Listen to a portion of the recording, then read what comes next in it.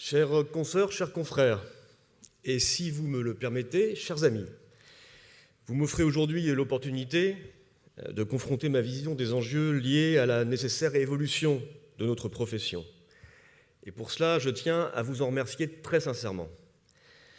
C'est un honneur, bien sûr, mais c'est surtout un plaisir et c'est l'occasion choisie de m'adresser à vous qui êtes et à vous qui faites la profession vétérinaire à un moment que je vois comme historique pour notre profession. Et parce que je me sens ici chez moi, que j'ai cette affection particulière pour notre profession et parce que c'est également ma façon de faire, je vous parlerai clairement, franchement et directement. Oui, le vétérinaire a dans notre société un rôle majeur. Mais ce rôle, et le président Guérin l'a rappelé, est-il suffisamment visible, donc connu ? Le vétérinaire tient-il toute sa place, celle qui lui revient ou celle qui pourrait légitimement lui revenir ? C'est de cela dont je veux vous parler maintenant. Oui, chacun le sait ici, ce n'est pas une usurpation d'affirmer que le vétérinaire est le garant des trois santés, animale, humaine et environnementale. Appliquer à la santé animale, c'est une évidence. Le vétérinaire intervient quotidiennement en prévention ou en soins auprès d'une grande variété d'animaux que l'on peut classer en 4 catégories.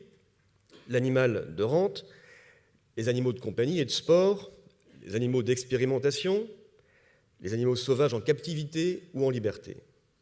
En matière de santé humaine, ça a été rappelé également, n'oublions pas que selon l'OIE, dont je salue l'ancien directeur général, Bernard Vallat, ainsi que le président Guérin, 60% des pathologies humaines sont d'origine animale. Et à travers l'histoire, il faut se rappeler que parmi les pires maladies dont l'homme a souffert, la place des zoonoses est majeure. De la peste bubonique à l'éradication de la rage en France, la médecine vétérinaire a joué un rôle majeur. C'est bien aussi le vétérinaire qui, dans les abattoirs, les établissements de transformation et dans les laboratoires d'analyse, est au cœur des attentes du consommateur qui souhaite associer, et de façon légitime et croissante, alimentation saine et sécurité sanitaire. Le récent épisode de la viande avariée polonaise illustre encore une fois le rôle essentiel que joue le vétérinaire pour que de tels agissements ne se produisent ou ne se reproduisent pas. Le ministre de l'Agriculture, Didier Guillaume, que j'ai interrogé hier dans l'hémicycle sur ce sujet, a rappelé, vous pourrez le vérifier, le rôle majeur que vous avez joué dans cette crise. Mais sa mission ne s'arrête pas là. Le vétérinaire veille aussi à la réduction des impacts des exploitations sur l'environnement, par exemple. Il est de fait un acteur clé de la santé environnementale et joue un rôle dans la protection de la biodiversité. Il veille ainsi à l'application des prescriptions préfectorales et de la réglementation des installations classées pour la protection de l'environnement. Il joue également un rôle essentiel de prévention et de surveillance épidémiologique des oiseaux et des mammifères sauvages terrestres au sein du réseau SAGIR. C'est lui qui prévient également les interactions dommageables entre l'animal domestique et la faune sauvage. Et au-delà des missions que je viens brièvement de rappeler, dont certaines devront être mieux connues de vos publics, il me semble qu'une prolongation de la chaîne de valeur de vos missions est aujourd'hui nécessaire. Je pense au rôle majeur que devrait jouer le vétérinaire en matière de bien-être animal. Bien-être animal, BEA, maltraitance animale, pas un jour sans que ces mots ne soient lus, vus ou médiatisés, sans que les vétérinaires ne s'en emparent de façon suffisamment déterminée, donc visible, oubliant peut-être, pris par un quotidien exigeant ou mal à l'aise face à des postures radicales qu'il convient de dénoncer, qu'il ne peut y avoir de bien-être sans santé, il ne peut y avoir de bien-être animal sans santé animale dont vous êtes indiscutablement les principaux et essentiels dépositaires. En tant que président du groupe d'études parlementaires sur la condition animale, au fil des travaux et auditions, j'ai pu mesurer combien le vétérinaire peut devenir davantage encore sur ces questions un conseiller privilégié, notamment des filières de production. Peut-être certains d'entre vous pensent que la thématique du bien-être animal est une mode et qu'il est donc inutile à ce titre de s'y investir plus que cela. Je pense exactement le contraire. Notre société est en quête d'éthique, en quête de morale. Les sondages montrent de façon répétitive et croissante l'importance que l'opinion, mais aussi que les étudiants vétérinaires accordent à ces sujets. Je vois en face de moi les directeurs de l'école de Lyon et d'Alfort, Emmanuel Soubeyran et Christophe Degers, avec lesquels j'ai pu m'en entretenir. Les entreprises également. Je me félicite du lancement volontaire d'un étiquetage sur le bien-être animal, fruit de la collaboration entre une enseigne majeure de grande distribution et des associations de protection animale welfaristes. Je salue, mais je ne l'ai pas vu, Louis Schweitzer et Jean-Pierre Keffer qui ont travaillé de façon conjointe et extrêmement active sur cette question. Cette initiative, elle a le grand mérite d'exister dans un contexte où aucune réglementation ne l'exige aujourd'hui. Dans l'étiquetage bien-être animal auquel je fais allusion, près de 230 critères ont été retenus. Je pense également au travail mené par la filière bovine Interbev, qui travaille en ce moment et également à une grille d'évaluation du bien-être animal appelée Boviwell. J'organiserai, avec de grandes entreprises, un colloque le 9 avril prochain à l'Assemblée nationale sur le thème « Bien-être animal, les entreprises s'engagent ». Car oui, le bien-être animal s'impose de plus en plus à la responsabilité sociétale des entreprises et j'aimerais qu'un jour, nous puissions organiser ensemble un colloque intitulé « Bien-être animal, les vétérinaires s'engagent ». Je vous le dis, chers consoeurs, chers confrères, ces démarches sociétales vertueuses ne doivent pas se jouer sans vous. Vous devez peser de votre expertise dans le choix d'une norme de compromis et devenir les médiateurs d'un bien-être animal humaniste, mais aussi, et cela est essentiel, compatible avec les exigences économiques des filières et de notre société. Pourtant, ce qui me frappe, c'est le paradoxe existant entre la flagrante légitimité du vétérinaire sur ces sujets et le défaut de reconnaissance de son rôle en société. Certes, et cela a été rappelé, le vétérinaire jouit d'une très belle image auprès de l'opinion publique, mais si on comptait 5 vétérinaires députés sous la 13e législature, il n'en restait plus que 2 sous la 14e, et aujourd'hui je suis le seul. Je concède à mon collègue et confrère Arnaud Bazin, sénateur, que la situation est bien moins catastrophique au Sénat, puisqu'ils sont 5 à siéger. Arnaud me disait hier que le Sénat est un foyer de résistance de la profession dans la vie publique. Espérons que cela résiste à la réforme constitutionnelle. Mais globalement, notre représentativité fond comme neige au soleil. Les étudiants mus par la vocation poursuivent de longues études pour parfois s'éloigner de leur profession et de leur formation initiale. La pratique rurale, quant à elle, berceau de la profession, s'effondre au fil du temps, comme s'effondre inexorablement le nombre d'élevages dans notre pays, nécessitant de réinventer nos pratiques. Fort heureusement, je constate que la profession a déjà connu des évolutions, voire des révolutions, et a largement démontré sa grande capacité d'adaptation. Toutefois, je relève que cette image très positive de l'opinion publique repose sur une représentation sociale réduite, ramenée à celle de docteur des animaux. Les autres missions et activités, notamment en matière de santé publique et de sécurité alimentaire, sont peu connues. Avec une image si positive, il est également intéressant de noter qu'au sein même de la profession, en interne à cette profession, le niveau de confiance et le niveau de fierté me semblent peu ressentis. Pour répondre à ce déficit de confiance et de fierté, et qui passe par ce rôle retrouvé dans notre société, je salue l'excellente prospective VetFuture France, dont j'ai apprécié la rigueur et la clairvoyance. Grande pertinence stratégique, donc enthousiasme également s'agissant de la création de la marque Vétérinaire France, qui, à mes yeux, constitue une grande et bonne nouvelle en ce qu'elle devrait et qu'elle va permettre de faire parler d'une seule voix la profession, donc plus lisiblement et plus fortement. Car c'est ce que certains appellent justement l'intelligence collective de la profession vétérinaire qui nous conduira aux innovations d'avenir et qui permettra de retrouver ambition et confiance. Enthousiasme également pour la création du Comité national d'éthique.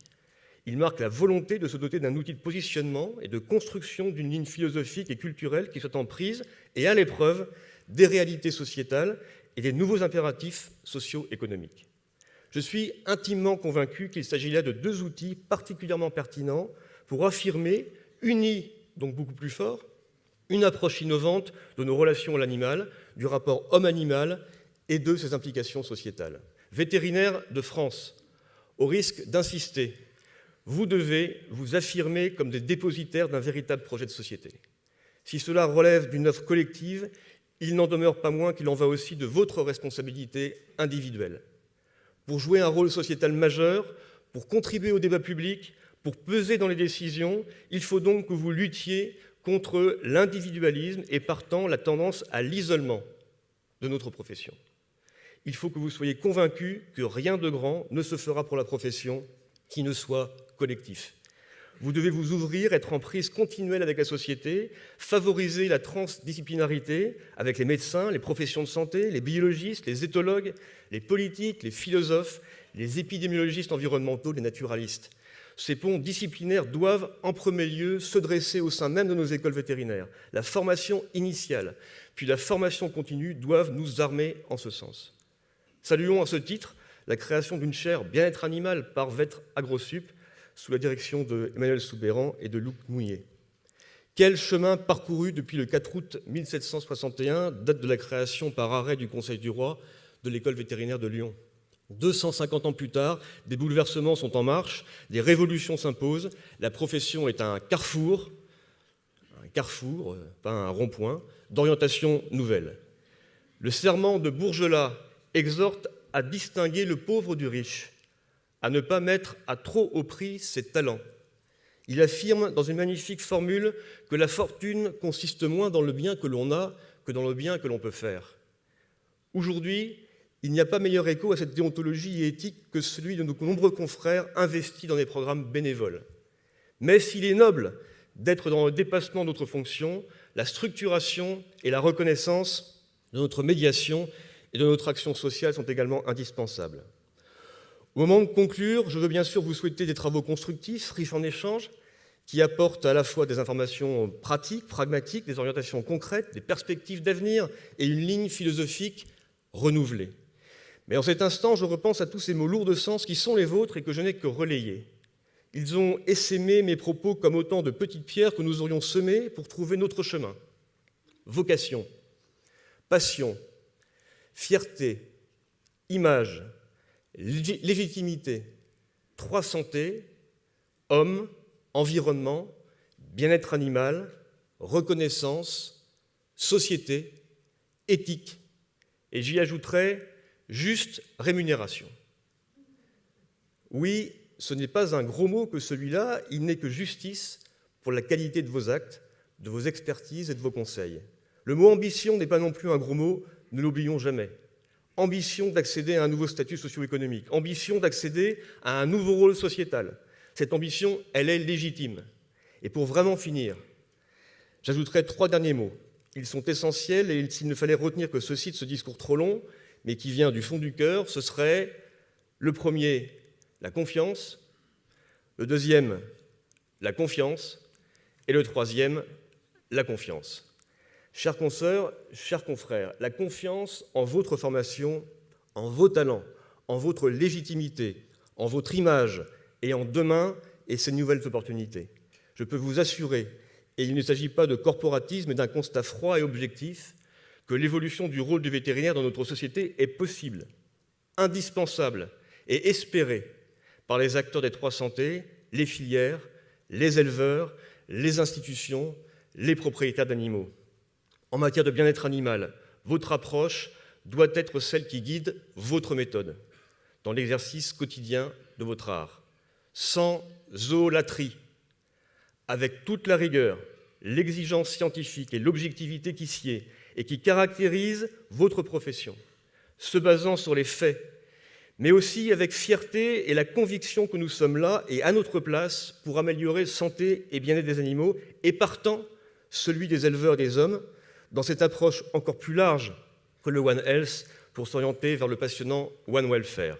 Mes chers amis, je ne sais pas si on entre dans notre profession comme on entrerait en religion, ou si on tombe dedans comme on tomberait en amour. Ce que je sais en revanche, c'est qu'on ne la quitte pas et qu'elle ne vous quitte pas. Oui, on est effectivement vétérinaire pour la vie.